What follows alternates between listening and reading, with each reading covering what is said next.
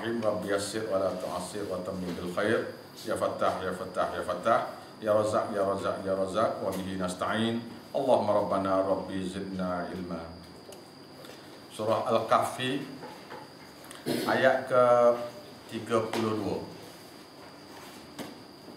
Surah Al-Kahfi ayat ke-32.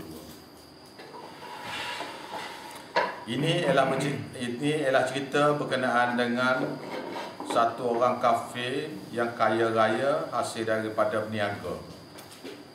Bermakna ini ialah cerita tentang orang kaya yang hidup hari-hari sekarang ya di dalam Malaysia contoh. Dan dalam Quran ni apabila Tuhan bercerita tentang satu perkara yang dia puji, walau puji itu tentang orang kafir ke ataupun orang Islam ke, apa yang Tuhan puji itu walaupun nampak sikit, maknanya benda tu tak akan berlaku lagi lepas pada tu tak ada. Tak ada dah.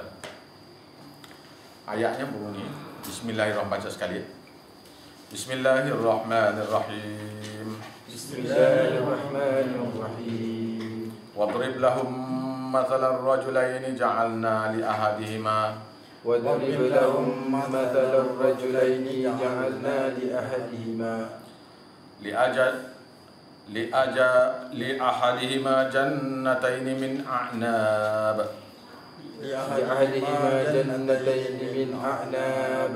وحففناهما بنخل وجعلنا بينهما زرعا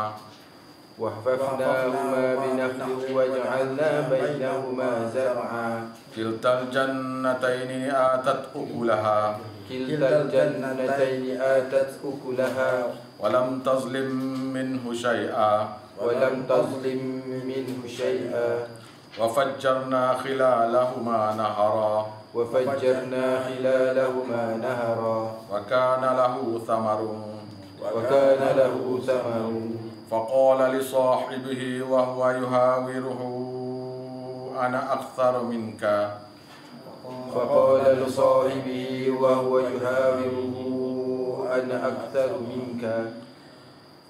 منك مالا وأعز نفرا. Baik. Ini ialah cerita Tuhan kata, dan buatlah satu contoh cerita bagi mereka manusia itu, suatu contoh bandingan, iaitu berkenaan dua orang lelaki, satu kafir, satu Islam. Satu kafir, satu Islam. Ja'alna li ahadihima jannataini min a'nab. Kami jadikan bagi salah seorang daripada keduanya, iaitu yang kafir itu, dua buah kebun daripada anggur. Bila Tuhan kata dia jadikan bagi mereka ni dua buah kebun daripada anggur, kebun anggur lah. Kebun anggur, tapi dua kebun, bukan satu kebun, dua kebun. Mengikut riwayatnya lah, dalam kebun ni ada 70 jenis anggur pula. Bukan satu jenis, 70 jenis anggur pula lagi.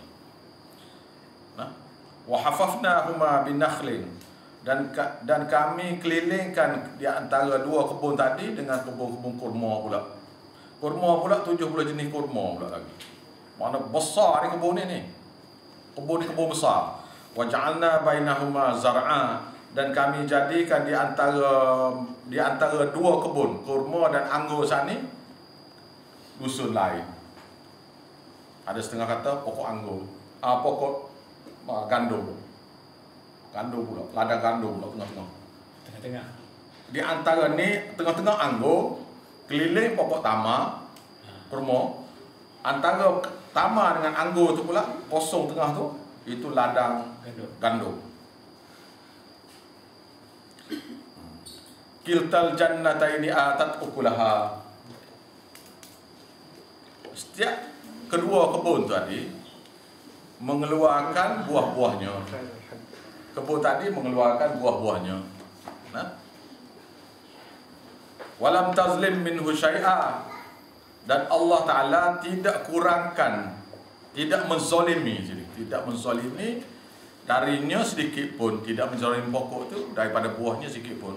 Maknanya Allah Ta'ala tidak kurangkan pokok itu buahnya sikit pun. Wa fajjarna khilalahuma nahara, dan dan kami pancarkan di antara kebun-kebun tu sungai pula. Maknanya dia ni kebun ni besar, di celah tu ada sungai pula. Anak sungai pula lagi. Mana dia ni satu kebun yang canggih lah ni. Kebun canggih ni. Bila Tuhan kata begini, bermakna tidak ada orang memiliki kebun macam ni lagi. Tak ada. Tak ada. Dulu pun tak ada. Dulu, lepas tu tak ada. Macam Firaun juga lah. Dulu, lepas pada tu tak ada. Macam juga Namrud. Dulu, lepas tu tak ada. Wa kana lahu thamarun. Dan adalah baginya kekayaan-kekayaan lain. Makna dia satu orang yang kaya. Thamar ni maknanya buah. Buah. Baginya ada buah lagi. Maknanya baginya ada kaya lagi. Dia ada harta yang banyak. Jadi dia apabila dia sudah mengeluarkan hasil, kebun tamar ada, kebun anggur ada, gandum pula ada, maknanya hasil tanaman pula tak dikurangkan, maka kekayaan dia tu melimpah ruah. Maka dia satu orang yang kaya ni. Faqala li sahibihi wa huwa yuhawiruhu. Maka dia berkata kepada sahabatnya, sedangkan mereka berdua dia sedang bercakap-cakap, berbincang-bincang dengan sahabat dia yang mukmin tu. Dia kata, ini yang dia kata, ana aktsaru minka, aku lebih banyak harta minka malan. Aku lebih banyak harta daripada kamu. Dia ni satu orang kaya, sahabat dia ni orang Islam ni satu orang miskin. Bukan setakat miskin tu, dia kata pula, aku ni memang kaya ni pada kamu. Tak kata pun tahu dah. Bukan? Wa azzu nafara, dan aku lebih gagah. Dan ada lebih gagah, lebih ramai pengikut. Pengikut aku lebih gagah, pengikut aku lebih pengaruh, lebih ramai. Dia kata pada orang beriman ni, yang miskin ni. Maknanya dia ni satu orang yang sombong pula. Dia kaya dah sekali, lepas tu dia sombong pula. Dia tunjuk pula sombong dia. Wa dakhala jannatahu wa huwa zalimun li nafsihi, dan dia pun masuk kebunnya sedangkan dia tu menzalimi diri sendiri, iaitu dengan buat syirik pada Allah. Masuk dengan angkuh ni sekali. Syirik kopi ni riak tu syirik kopi ya. Syirik kecil. Tapi senantiasa buat tu jadi syirik besar. Tapi dalam hal ni dia masuk dalam kebun dia dalam keadaan dia menzalimi diri sendiri, iaitu dengan syirik pada Allah. Syiriknya macam mana? Ni syirik dia. Ini kita kena tadbir orang sekarang ni macam mana? Orang sekarang macam mana?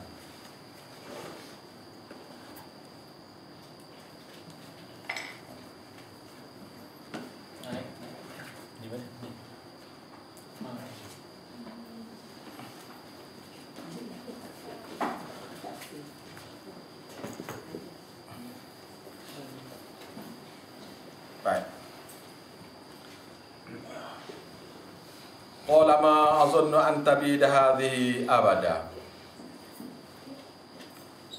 Aku yakin. Dia kata ni, tidaklah aku kira, maknanya aku yakin lah ni, bahawasanya kebun aku ni tidak akan binasa sama bila-bila. Dia nafi kuasa Tuhan. Oleh kerana maknanya dia dengan pandainya, dengan pekerja yang ramainya, dengan cara susunannya, apa cara dia tanam tu, dia kata dia yang menyebabkan kebun tu. Tapi tengok ayat tadi, ayat yang tadi ayat 32 tadi. Ja'alna li ahadihima jannataini min a'nabin wa hafafnahuma bin nakhlin. Kami yang jadikan salah seorang daripada mereka tu dua kebun. Kami yang buat. Mana Tuhan yang buat. Dia yang usaha, Tuhan yang jadikan. Tiba-tiba dia kata, dia yakin bahawasanya kebun dia ni tidak akan binasa sampai bila-bila. Tuhan yang buat tu, dia kata dia yang pandai. Nampak? Sekarang ni serupa ni sekarang ni. Kita ni kaya-kaya takkan hari hilang dah kita ni. Sampai mati pun tak habis dah kita ni. Tak nak cucu ni. Dia tak tahu apa nak jadi masa depan. Dia kena patut kata insya-Allah lah dah. Wa ma azannu sa'ah, dan Dan tidaklah aku yakin kata datang tu tidak datang. Tidak akan datang. Tidaklah aku yakin kiamat tu akan datang. Tapi sekiranya kiamat tu berlaku sungguh, walain ruditu, sekiranya berlaku sungguh kiamat tu, nah, ila rabbi, ruditu ila rabbi la ajidanna khairan minha munqalaba. Pasti aku ni akan kembali kepada Tuhanku dan aku akan dapati kebaikan yang lebih baik daripadanya. Bukan setakat lebih baik dapat harta, dapat benda lagi, munqalaba, iaitu tempat kembalian. Dia begini ya. Satu orang kaya dia biasanya ada derma-derma pada orang ni, bukan?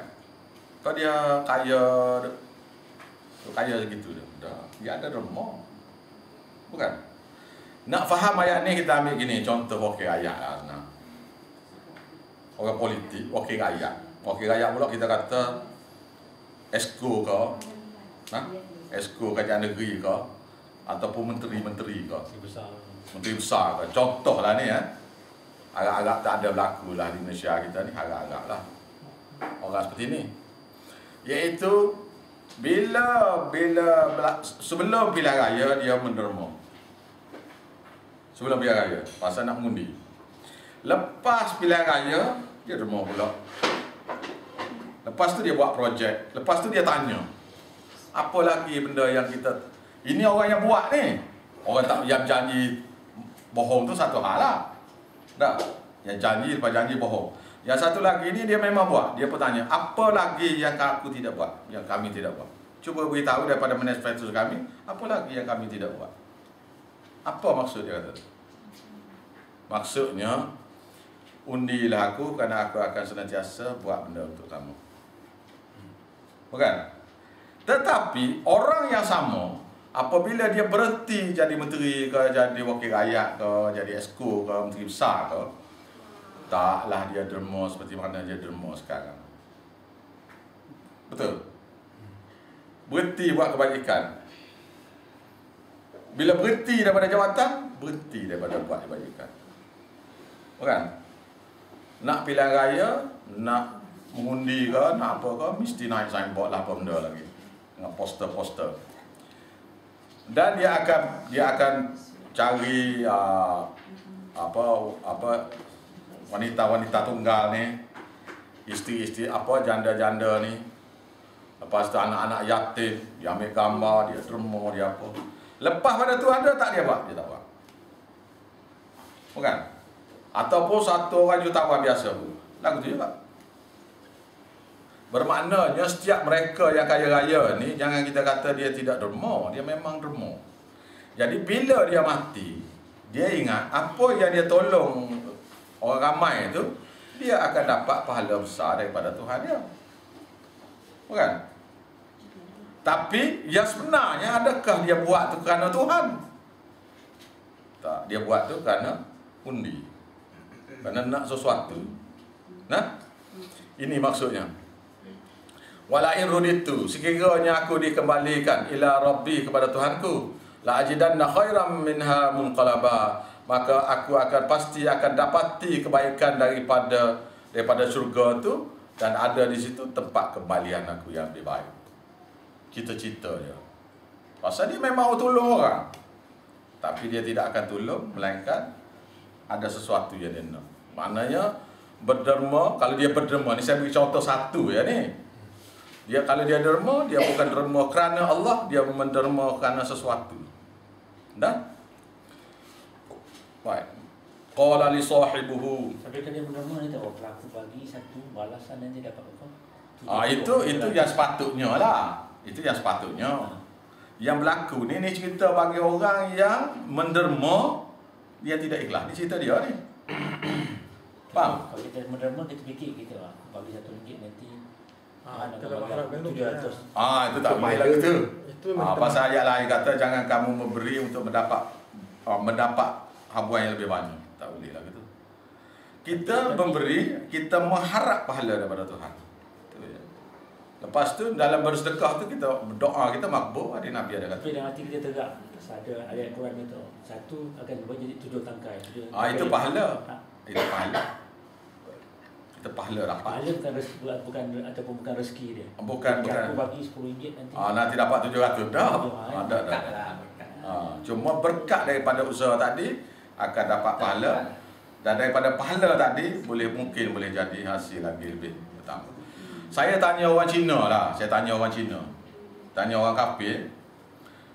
Saya tanya dia, orang-orang kaya tu, orang kaya Cina tu, ada tak dia derma? Dia kata derma. Memang derma. Memang dia orang derma. Dia setiap orang Cina yang menderma banyak tu makin kaya dia. Memang sudah fadilah, memang sudah anugerah Tuhan lah. Siapa yang tolong manusia ni dari segi derma ni, tak kira dia kafir, tak kira dia Islam, dia tu Tuhan memang akan ganti kekayaan dia. Memang gitu dah. Nah, cuma kita orang Islam ya, kita harap dengan menderma tu kita dapat pahala. Moga-moga kita dapat keampunan dosa. Anugerah selain pada tu, alhamdulillah. Sebab kita tak boleh harap semata untuk dapat rezeki kita. Ada. Kita buat ni kerana tuntutan Tuhan. Buat kerana tuntutan itu dia panggil untuk mencari redha Allah. Redha Allah. Kan tak boleh fikirkan kita nak dapat. Jangan fikir gitu. Jangan risau tentang Tuhan nak beri. Pasal Tuhan tu tak jemu-jemu nak beri. Takut kita jemu nak minta doa. Tuhan tak jemu nak beri. Kita ni takut jemu minta doa ni macam kali dah doa ni padan dah kali. Tu jemu. Tapi ada orang cakap kau jangan takut je. Kau bagi sikit besok kau akan dapat lagi banyak. Itu yang saya kata tadi orang Cina tu buat. Orang Cina tu memang gitu pun. Saya memang tanya. Orang yang kaya Cina tu memang dia penderma belaka. Memang penderma kuat belaka.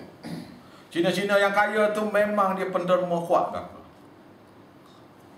Jadi mereka-mereka ni yang buat syirik pada Allah, tetapi dia buat, bila dia dapat hasil tu kan, dia sudah jadi kaya lagi, dia buat lagi jadi kaya lagi, maka dia jangka, dia ni syirik pada Allah ni, tapi dengan hasil yang dia buat tu dia kata, oh ni ibadat dia ni Tuhan terima dah ni. Itu sangkaan dia. Ini jawapan dia. Ini jawapan dia.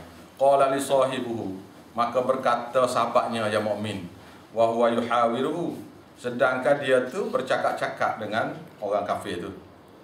Dia pun kata, ni kita patut kata begitu pada orang ni. Kalau dia kata, bila kita tanya dia, saya ada tanya ni satu orang, dia kata, oh tentu aku mati besok insyaAllah aku dapat surga pula, aku derma kuat.